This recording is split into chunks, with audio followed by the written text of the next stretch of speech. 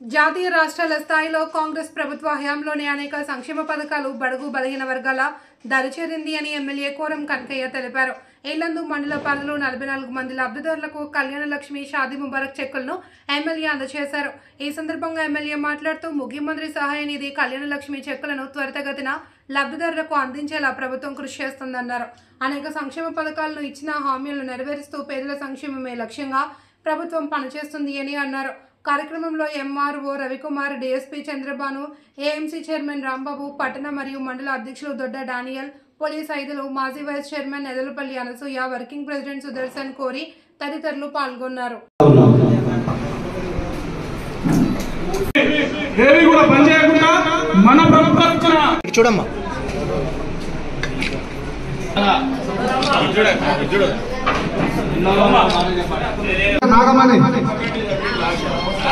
మల్లెల నాగమణి, శ్రీదేవి,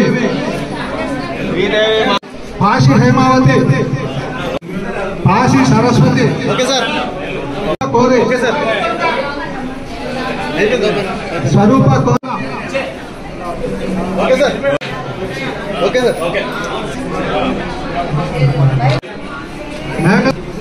మేకల అనురాధ, గుర్రం విజయ, లోతు లక్ష్మి, పోతాజ రాజుగా, రామ్ ప్యారి, పుష్పకళ ఖ్యాత,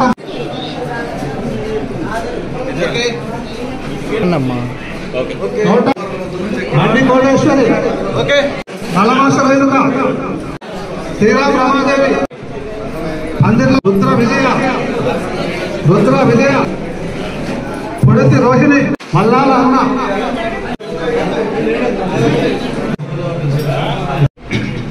ఈరోజు మనకి 44 చెక్కులు పంపిణీ జరిగింది. ఇంకా 115 రెడీగా ఉన్నాయి.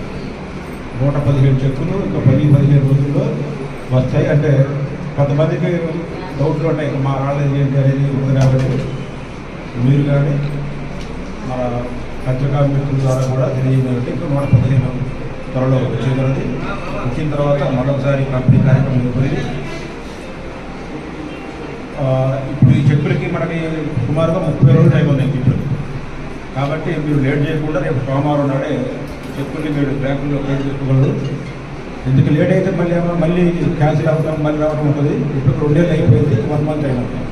దయచేసి గమనించగలరు.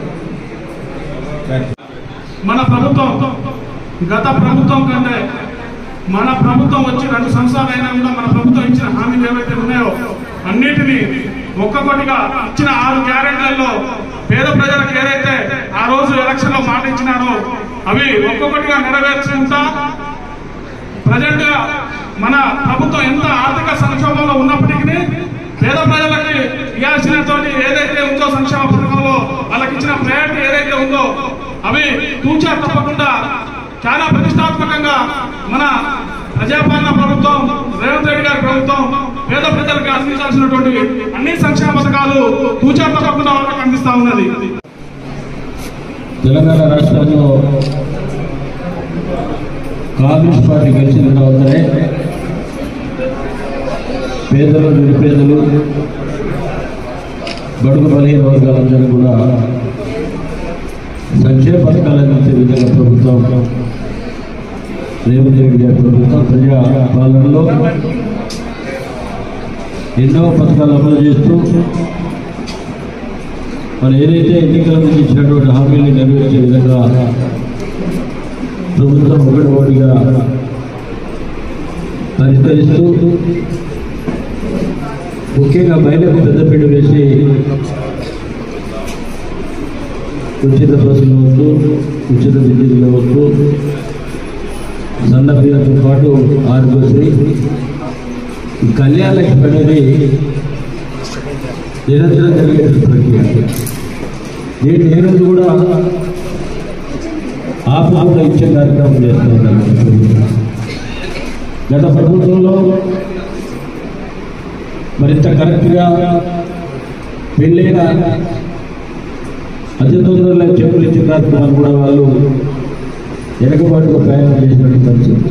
ఈనాడు కళ్యాణ లక్ష్మి వచ్చినప్పుడు సీఎంఆర్ఎఫ్ కానీ కళ్యాణలక్ష్మి కానీ పేదరికంలో ఉన్నటువంటి వారందరూ కూడా గౌరవ ముఖ్యమంత్రి గారి సహాయ నిధులు ఇచ్చే కార్యక్రమాలన్నీ కూడా తొందరగా ఇచ్చే కార్యక్రమాలు కూడా పెద్ద ఎత్తున ప్రజలందరినీ చేయడానికి ప్రయత్నం చేస్తాం.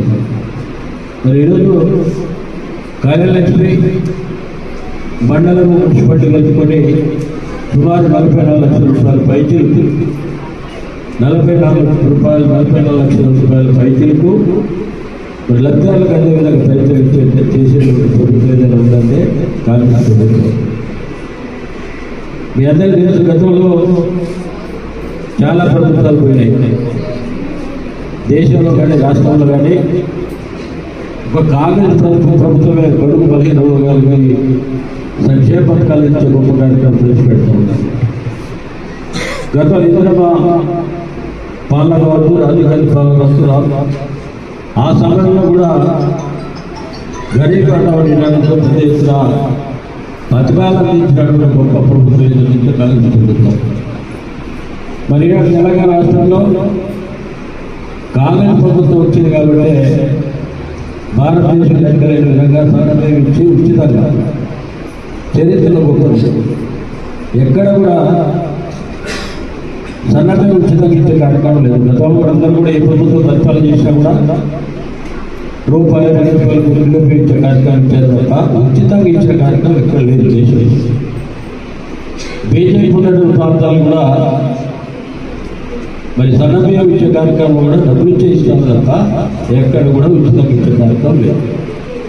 ఇవి ఒక రేవంత్ రెడ్డి గారి ప్రభుత్వ ప్రజాపాలనలో ఆనాడు ఇచ్చిన హామీలే తప్ప వేరే కొత్త కాదు. అవన్నీ కూడా అంతా మన ప్రభుత్వం అప్పులో ఊపిలో ఉన్నా కూడా ఒక ఆలోచన చేసి అప్పు చేసి ఇచ్చిన మాట నిలబెట్టుకోవాలని ఒక ఆలోచన తీసుకున్నటువంటి ప్రభుత్వం ఏదైనా కాంగ్రెస్ ప్రభుత్వం ఇందిరమ్మ రాజ్యాంగం. మీరు కూడా ఆలోచన చేయాలి. చాలా పథకాలు ప్రవేశపెట్టినటువంటి ప్రభుత్వం ఏదైనా ఉందంటే కాంగ్రెస్ ప్రభుత్వం.